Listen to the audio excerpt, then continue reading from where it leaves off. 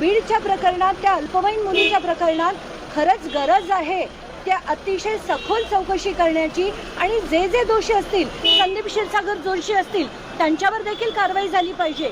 पण ती करण्यासाठी आमच्यासारखी माणसं आहेत, सुसंस्कृत, सुशिक्षित, अतिशय चांगले पुरुष आहेत, स्त्रिया आहेत, त्या करतील. एका व्यक्ती ज्याच्यावर अशा अत्याचाराच्या केसेस पेंडिंग आहेत त्यांना कुठलाही अधिकार नाही असं माझं स्पष्ट मत आहे.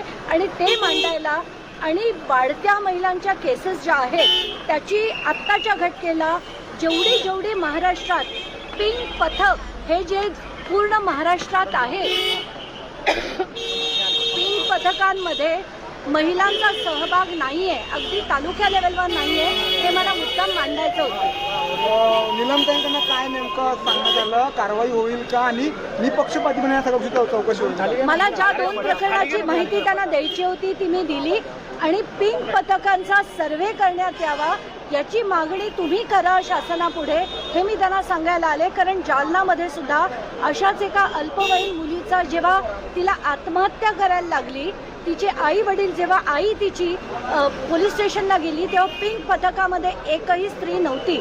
तर जर महिलांसाठी जे पिंक पथक बनवण्यात आलं, ज्याच्यात चौकशी करणं, त्यांना धीर देणं, हे सगळं त्या पिंक पथकाचं काम आहे आणि त्याच्यात जर स्त्रिया नसतील ते अतिशय चुकीचं आहे. त्याचा सर्व्हे करण्यात यावा अशी मागणी मी निलमताईंकडे केली. शासनापुढे त्यांनी ते मांडावं असं देखील मी त्यांना आत्ताचा घटनेला सांगून आले. त्यांनी काय आश्वासन दिलं या